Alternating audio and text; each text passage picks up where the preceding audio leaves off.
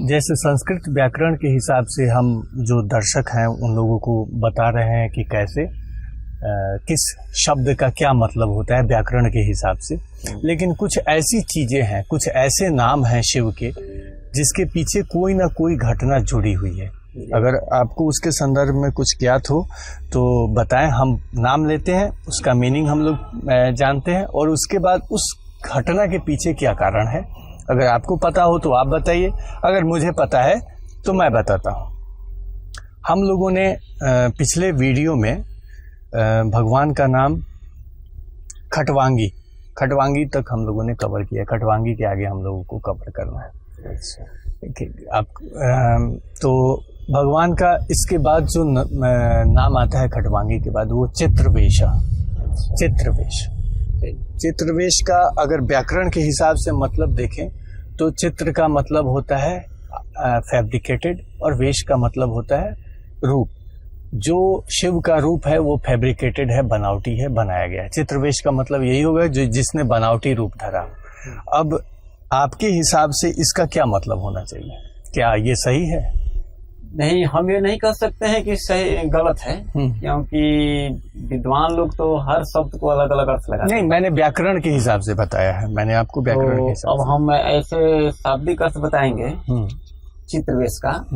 चित्र का मतलब कि छाया, देखना, और वेश मैंने उसको बनाया गया।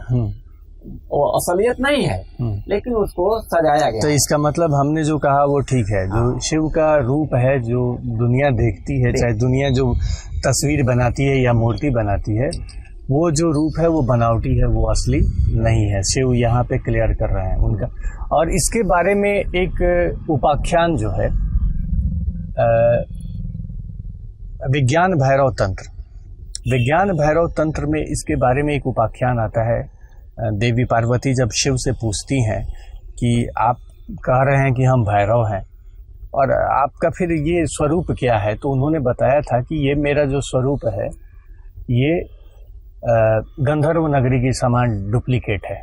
गंधर्व नगर आजकल के सिनेमा से उसका तुलना कर सकते हैं। उस समय गंधर्व जो है वो गाँव में घूम घूम करके वो लोग अपना खेल तमाशा एक्ट दिखाया करते थे। तो उन्होंने सीधा बोला कि ड्रामा है, एक तरह का नाटक। तो हाँ, एक तरह का नाटक है मेरा ये जो बाहरी रूप तुम देख रहे हो। अच्छा, अब इसके बाद शिव का नाम आता है चिरंतन। चिरंतन का मतलब होता है जो बहुत पहले से है, कब से है कुछ पता नहीं, जो सदा सर्वदा बना हुआ है, जो एक जैसा सदा सर्वदा बना हुआ है, उसका नाम चिरंतन है। ठीक है। और उसके बाद में शिव का नाम आता है तमोहरा। तमोहर का तो चिरंतन पर थोड़ा हमारा भी मंतव्य। हाँ, चिरंतन पे बता। चिरंतन का अर्थ है कि जिसका लगातार से कोई पता नहीं है, निरंतर है वो, और वह तन है। चिरंतन वो लगातार है लेकिन फिर भी तन है, मतलब तो शरीर में है। हाँ। तो क्या है, कौन सी ऊर्जा है कि वो तन में भी है और लगातार भी है? तो इसका मतलब अच्छा, इसमें ये भी तो हो सकता है कि तन जो है वो बदलता हो, लेकिन ऊर्जा तन बदलता है, तो मैंने वो ऊर्जा जो है वो क्या है कि वो निरंतर है, उसको निरंतर में करना है। हाँ, चिरंतन तो आत्मा है। अच्छा, और आत्मा का स्वरूप है शिवलिंग। आत्मा का स्वरूप मतलब वो तो प्रतीक है शिवलिंग, लेकिन शिव जो है वो साक्षात आत्मा है। इसका आपका कहने का मतलब है जो चिरंतन है, यानी शिव सबकी आत्मा है। ओके, आपने एक बढ़िया चीज इसमें से निकाला। उसके बाद है तमोहरा। उसके बाद शिव का नाम आता है तमोहरा। तम का अर्थ होता है प्रकृति के जो 3 गुण है, सत रज तम। उसमें कहा जाता है कि तम की प्रधानता, सत की प्रधानता विष्णु में, रज की प्रधानता ब्रह्मा में और तम की प्रधानता शिव में है।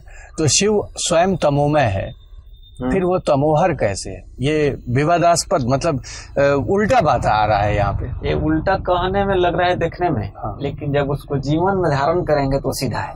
तो बताइए। हाँ, क्योंकि अगर तमोगुण नहीं होगा, तामसिक शक्ति नहीं होगी, तो किसी चीज पर अंकुश नहीं लगाया। नहीं, वो मैं समझ रहा हूँ। तमोगुण का होना अनिवार्य है, तभी प्रकृति में है, नहीं तो उसको प्रकृति का हिस्सा न मान करके विकृति माना जाता है। जैसे खड़ विकारों को विकृति माना जाता है, वैसे इसको भी विकृति माना जाता है, लेकिन ये प्रकृति का अहम हिस्सा है तमोगुण। और शिव जो है वो तमोगुण का प्रतिनिधित्व करते हैं। ठीक है। तो उनका नाम तमोहर क्यों है? तमोहर जो प्रतिनिधित्व करता है तमोगुण का, वो तम को हर कैसे रहा है? वो तो अपने खुद तमोमय है। हर इसलिए कर रहा है कि जब किसी मात्रा से कोई काम भी ज्यादा होता है तो उसका हरण करना पड़ता है, उसको दंड भी दिया जाता है, इसलिए उन्होंने अपने नाम को तमोहर रखा है। अच्छा, मेरे हिसाब से ये आप बता रहे हैं कि शिव जो है वो स्वामी हैं, वो दंड देते हैं और किसी भी चीज को नियंत्रित करते हैं। ये हमारे शास्त्रों में भी है कि जो विधाता ने जो भी रचना किया है, प्रकृति में जो कुछ भी बना है, इसमें विकृतियों के निवारण के लिए शिव आए। तो वो आपका कहना ठीक है, लेकिन जो स्वयं तमोमय है, जो स्वयं तम से घिरा हुआ है, तम का मतलब अगर हम आज के डेट में देखें तो पॉजिटिव निगेटिव जो बोलते हैं वो निगेटिव ऊर्जा के स्वामी हैं शिव। तो वो जो खुद निगेटिव है वो दूसरे के नेगेटिविटी को कैसे हरण कर लेता है? मेरा ये पूछने का मतलब है, हमारे अंदर अगर तमोगुण है तो हमारे अंदर के तमोगुण को शिव के समक्ष जाने के बाद वो कैसे खींच लेता है अपने में? इसलिए कि वो महान शक्ति है, वो हर चीज को आकर्षण करना है। जैसे चुंबक होता है लोहा का खींच लेता है, वैसे वो शिव जो है तमोगुण को खींच लेता है। अच्छा, हाँ, ये आपका जो पॉइंट है ये थोड़ा सा वैज्ञानिक ढंग का हुआ। अच्छा, इसके बाद नेक्स्ट हमारा जो है वो है महायोगी।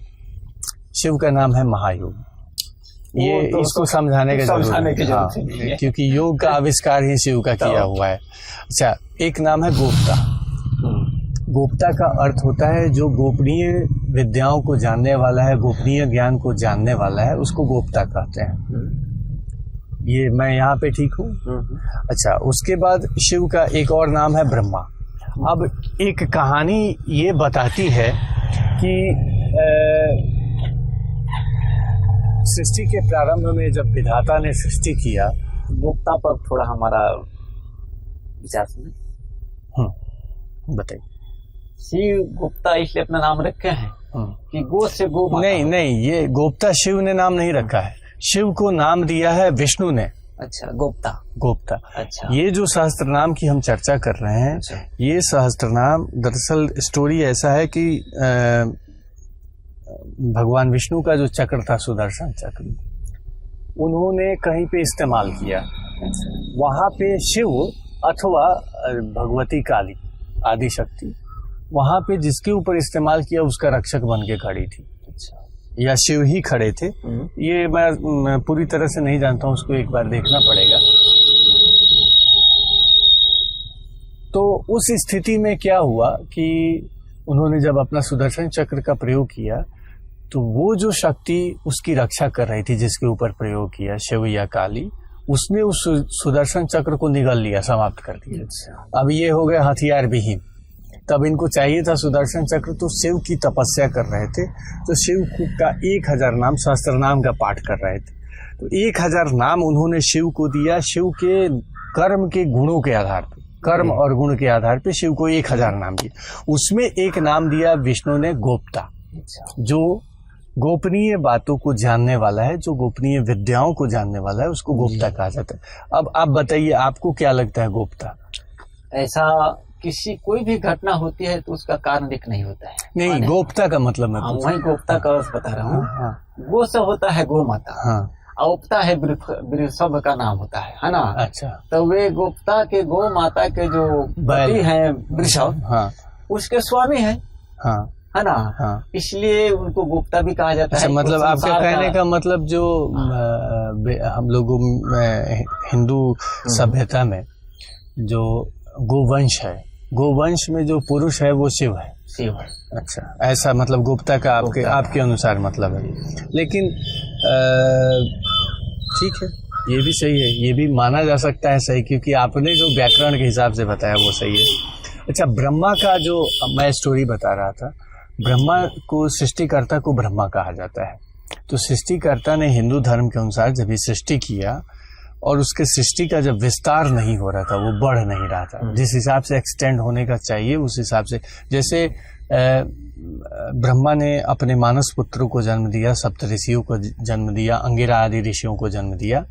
ये सभी ऋषियों को उन्होंने अब स्वयं से अपने से उनको मानस पुत्र कहा जाता है उन लोगों को, मानस संतति कहा जाता है। जब अपने मानस पुत्रों को जन्म दिया, मानस पुत्रियों को तो अभी नहीं जन्म दिया था, पुत्रों को जन्म दिया, तो उनके अंदर ये क्षमता ब्रह्मा जैसी नहीं थी। जैसे ब्रह्मा अपने संकल्प से संतान उत्पन्न कर लेते थे, वैसे ब्रह्मा के संतानों में संकल्प से संतान उत्पन्न करने की क्षमता नहीं थी।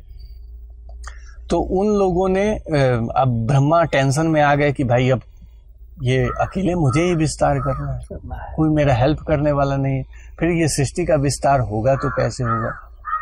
तो ऐसी स्थिति में उन्होंने ब्रह्म की, जो उनके ईश्वर हैं, ब्रह्मा के भी जो ईश्वर हैं, उस परमेश्वर की उपासना की।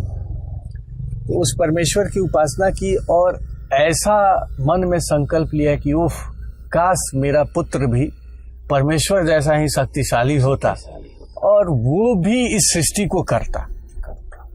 ठीक है। तो ऐसी स्थिति में जब ब्रह्मा तप कर रहे थे तो उनके सभी मनवंतरों में अलग अलग कहानियां हैं। हम लोग जिस मनवंतर में है, इस मनवंतर की कहानी ये है कि वो समाधिस्थ थे, तभी उनके गोद में एक बालक प्रकट हुआ, जो उनके शरीर से प्रकट नहीं हुआ। ये बात ध्यान में रखिए जी, वो उनके शरीर से प्रकट नहीं हुआ, अचानक प्रकट हुआ। अच्छा। और उनका दाढ़ी पकड़ के खींचने लगा। वो जब आंख खुला, उन्होंने देखा रे बच्चा मेरे गोद में है। तो उन्होंने बच्चे से कुछ नहीं पूछा, बच्चे ने उल्टा उनसे सवाल किया, तुम कौन हो? अच्छा। तो ब्रह्मा ने कहा, मैं ब्रह्मा हूं। तो बच्चा रोने लगा तो उसको, बच्चे को चुप कराने के लिए बच्चे को नाम दिया रुद्र। ठीक है, रुद्र नाम शिव का वहीं से पड़ा। तो ऐसे करके 8 नाम दिए ब्रह्मा ने, अष्टमूर्ति जिसको कहा जाता है, 8 नाम दिए। उस बच्चे ने 8 तरह के रूप ले लिए, जितने नाम दिए उतने रूप ले लिए उसने, इसलिए उस बच्चे को अष्टमूर्ति नाम दिया गया एक साथ, और महादेव कहा गया। तो उस बच्चे ने जब ब्रह्मा को क्या बोलते हैं कि ब्रह्मा के गोद में जो प्रकट हुआ, ब्रह्मा ने भी उसे ब्रह्म ही माना, उसे अपना ईश्वर ही माना, क्योंकि ईश्वर किसी की संतान नहीं हो सकता, किसी के शरीर से जन्म नहीं ले सकता। इसलिए उस बच्चे ने भी शरीर से किसी के जन्म नहीं लिया, और ईश्वर के जैसा कोई दूसरा नहीं हो सकता, इसलिए स्वयं आया वो। जी ठीक है। तो उस बच्चे का नाम ब्रह्मा नहीं है, वो बच्चा जो है वो ब्रह्मा के गोद में प्रकट हुआ। फिर इसको, उस बच्चे को यहाँ पे ब्रह्मा क्यों कहा जा रहा है? मेरा प्रश्न ये है। I and my father are one, मैं और मेरे पिता एक है। मैं और मेरे पिता एक है। इसका कुछ समझ में नहीं आ रहा है। तो जो अगर वो ब्रह्मा है तो उनका पुत्र, या ऐसे अचानक कोई आता है शक्ति, वो ब्रह्मा ही है, ईश्वर ही है। ब्रह्मा ईश्वर नहीं, ब्रह्म का विस्तार है ब्रह्मा। देखिए ब्रह्म जो है एक वचन हो गया संस्कृत व्याकरण, ब्रह्म, ब्रह्मऊ, यानी 2 अगर ब्रह्म है तो ब्रह्मऊ, और ब्रह्मा का मतलब 2 से ज्यादा है तो ब्रह्मा, बहुवचन में ब्रह्मा। तो उस स्थिति में ब्रह्मा का मतलब हो गया बहुवचन, अनंत नहीं, मतलब 2 से ज्यादा, जितना हो, 3 हो, 4 हो, 5 हो, 10 हो, जो भी हो, मतलब 2 से ज्यादा है, 2 से ज्यादा अनंत तक है, वो ब्रह्मा है। तो फिर ये शिव यहाँ पे ब्रह्मा क्यों है? वो ब्रह्मा तो 4 देवताओं का एक जो जॉइंट वेंचर समूह है, उसको ब्रह्मा कहा जाता है, इसीलिए ब्रह्मा चतुर्मुखी है। अब तो हमने इसको अध्ययन नहीं किया है, अच्छा, इस पर हम ज्यादा नहीं बोल सकते। अच्छा, मैं दर्शकों से ये कहना चाहूंगा कि अगर किसी को ये पता हो कि शिव का नाम ब्रह्मा क्यों है, भगवान विष्णु ने शिव का नाम ब्रह्मा क्यों दिया, तो आप लोग कमेंट करके जरूर बताइएगा। और मैं भी अपनी तरफ से इसको पूरे ग्रंथों को पढ़ने की कोशिश करूंगा।